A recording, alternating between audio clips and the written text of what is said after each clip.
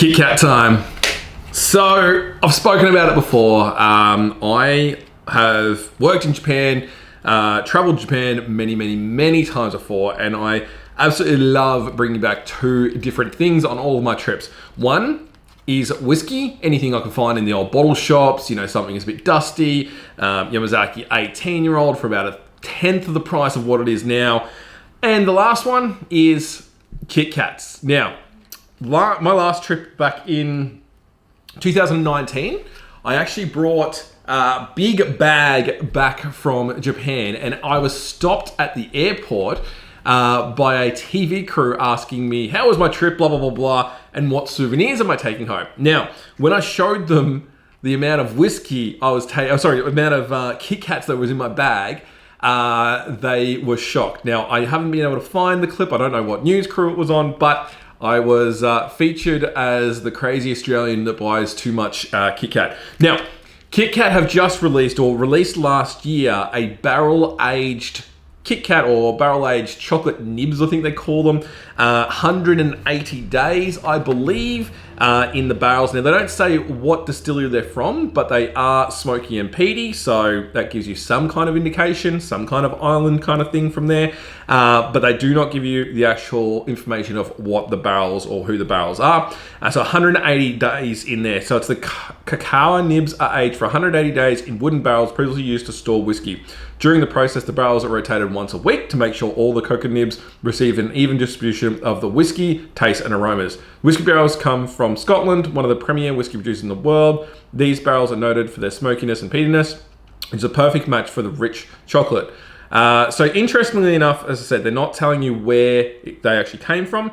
And interestingly, these luxe KitKats are the first ones ever to be produced out of Japan and produced overseas. So apparently these were made in the United Kingdom. Now, I'm not too sure. I don't think all KitKats. I think it's more they're talking about the luxe series, which is what these ones are.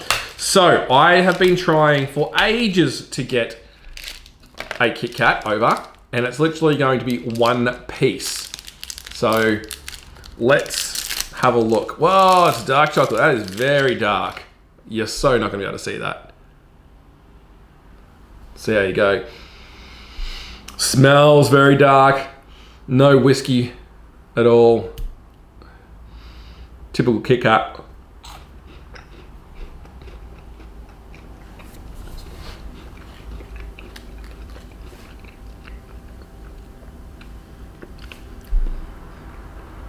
That is weird.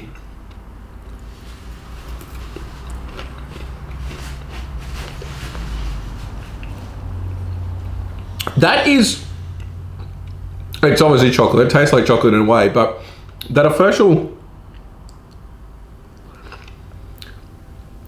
initial taste. Sorry, I know it looks terrible on camera.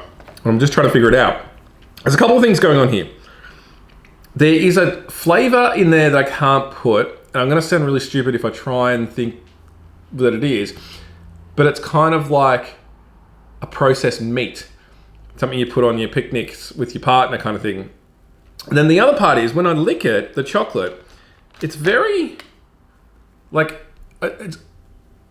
not melting with the hand. It's like it's got a coating over it that's very slippery and very hard.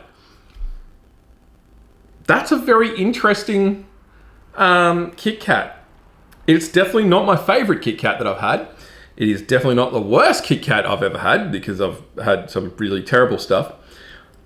But it's not a KitKat that I would buy again. I'm so glad that it actually came in this box, where I do have 3 others or 4 others to try. But that is not really a win for KitKat and whiskey pairing together. Anyways, thought I'd try it. Yeah.